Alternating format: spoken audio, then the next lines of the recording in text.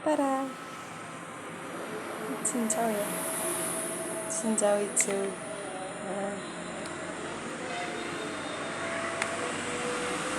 lagi minum ya. Dari daun ini diperas gini ya, disaring jadinya gini, terus jadi seperti ini. Saya kasih susu. Nah, oke. Bisa untuk menu berbuka puasa. Oke. Nah, ini udah jadi ya. Kental cincau alami. Lucu sekali ya.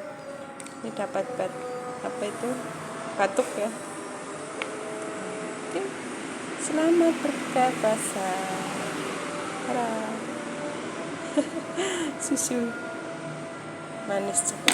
Oke, boleh pakai santan, boleh pakai susu putih ya, sesuai selera.